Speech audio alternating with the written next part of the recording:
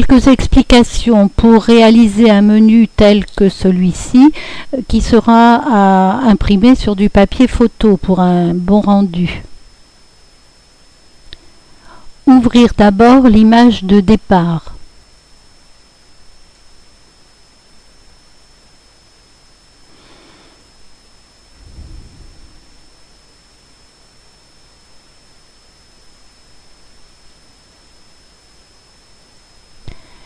Clic droit dans le dialogue des calques, ajouter un canal alpha.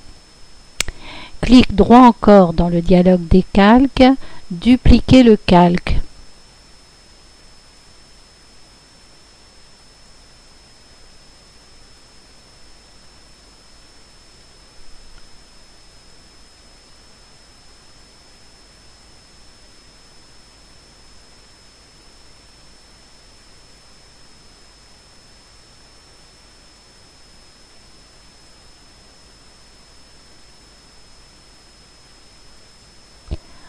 On a maintenant deux calques, un calque coloré qui est celui du dessus pour le moment et en dessous un calque clair que l'on a un petit peu désaturé.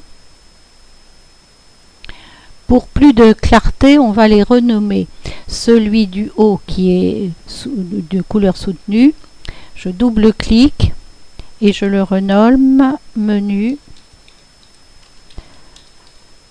coloré. Et entrer quand j'ai fini de taper.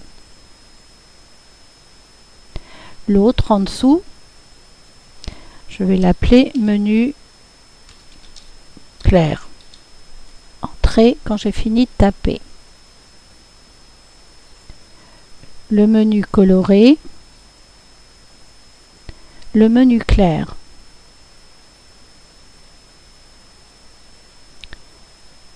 Double-cliquez sur l'outil de sélection rectangulaire. Cliquez adoucir les bords et donner un rayon relativement important. Tracez un rectangle qui va couvrir presque la moitié droite de la partie colorée. Je vérifie que je suis bien, eh bien justement je n'y étais pas, il faut bien rester sur la partie, sur le menu coloré avant de supprimer l'extérieur de la sélection rectangulaire.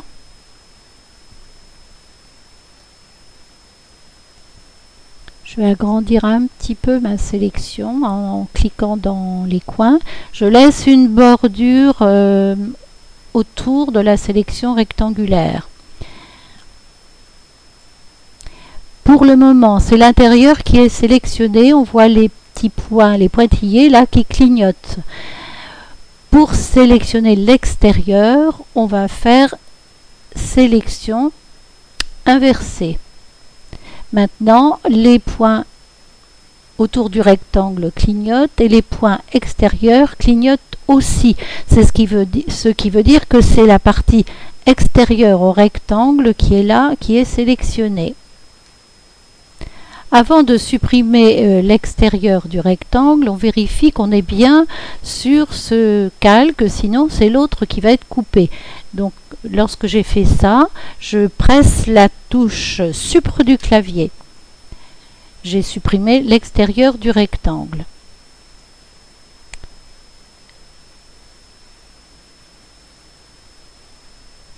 Cette partie-là, la partie droite sera le dessus du menu, celle qui se présente la première. Ceci, la partie plus claire, sera le dos du menu. On va maintenant écrire le mot menu sur cette partie-là. Alors, pour ça, l'outil de texte, une police relativement épaisse,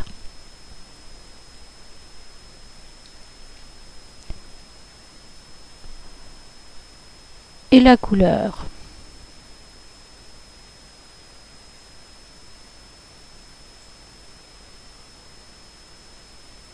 On valide. Et on écrit. on clique à peu près à l'endroit où on veut écrire et on écrit menu.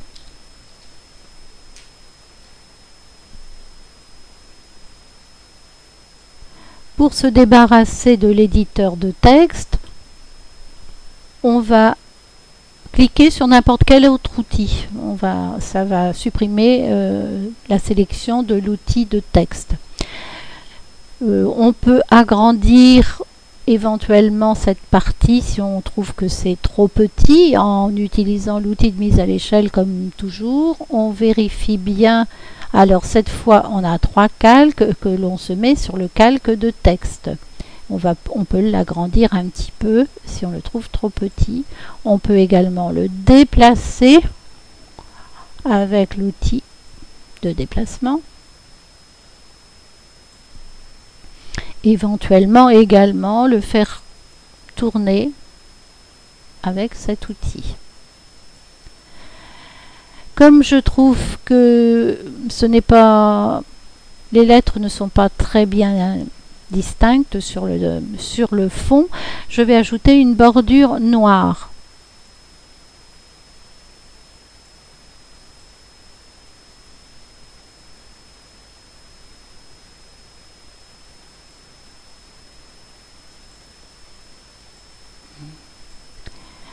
Je vais sélectionner toutes les parties jaunes du texte en utilisant cet outil.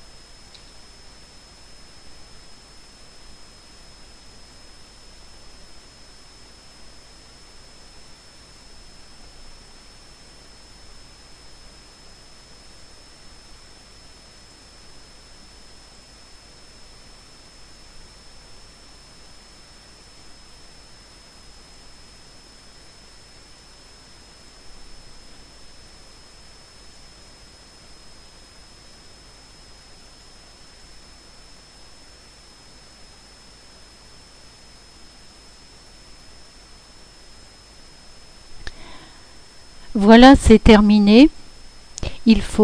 On va d'abord enregistrer de façon à pouvoir éventuellement retravailler, faire quelques modifications à l'aide de GIMP. Là, il faut donc faire enregistrer sous.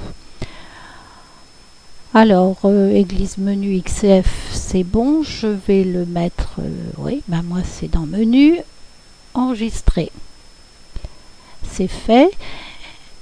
Ce menu que je viens de sauvegarder, je ne vais pouvoir l'utiliser que dans GIMP. Si je veux l'utiliser dans OpenOffice, ce qu'on va faire par la suite, il faut que je l'exporte. Alors, on fait donc fichier.